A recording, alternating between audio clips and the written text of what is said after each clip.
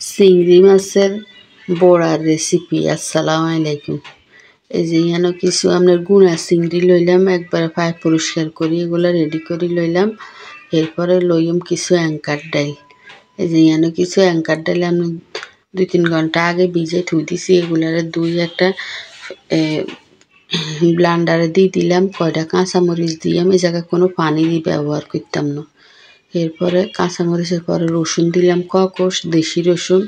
এরপরে দিলাম আপনার পেঁয়াজ কুচি, একটা পেঁয়াজ কুচি করে দিয়ে দিলাম, দিয়ে এগুলারে ব্লান্ডার করে নিছি, কোনো পানি দিই না। পানি দিলে এটা ভিজে হয়ে যাবে বেশি। এরপর পরিমাণ মতো লবণ দিলাম, হলুদের গুঁড়া 1.5 চামচ, মরিচের গুঁড়া 1.5 চামচ। এরপরে কিছু পেঁয়াজ কুচি দিলাম আর ধনিয়া পাতা দিলাম কিছু।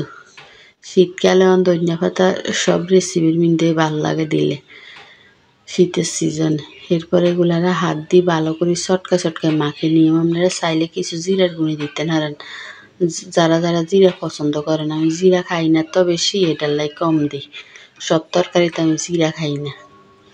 এরপরে এই যে আপনি চিংড়ি মাছগুলো এই পর্যায়ে করতেন, মাখতেন গেলে একটু সাবধানে মাইকেন, নইলে হাতে দিয়ে কাঁটা ঢুকিয়ে যাইবেন।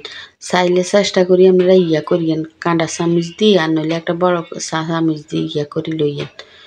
এটারে এভাবে রাখি দিলাম, রাখি দিক দিয়ে একটা পাইপিন বসাই দিলাম। অল্প করে তেল দিছি, বেশি ডুবা তেলও ভাজবেন না, অল্প তেলের মধ্যে ভাজবেন, তো মচমচ হইব। খাইতেও চিংড়ি মাছটা ছুটবো না, খাইতেও ভালো লাগবে, দেখতেও সুন্দর লাগলে খাইতেও ভালো লাগে। এরপরে এভাবে এগুলার একটা করে আমি সবগুলা দিয়ে হেলাইম।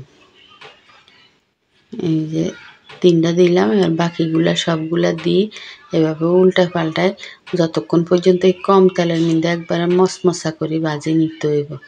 ভাজি করলে খুব সুন্দর একটা গ্রান বাড়ায়। এই টাইমে খাইতে খুবই মজা। যারা কোনোদিন খান না এইভাবে, একবার হইলেও করে খাইছেন, গরম ভাজি করিয়ে গরম ভাতের লগে খাইছেন, খুবই মজা। একবার যদি না খান তাহলে এটা স্বাদে বুঝবেন না। যদি আপনার কাছে চিংড়ি মাছের রেসিপিটা ভালো লাগে তাহলে একটা লাইক, কমেন্ট, শেয়ার, সাবস্ক্রাইব করে দিয়েন। আসসালামু আলাইকুম।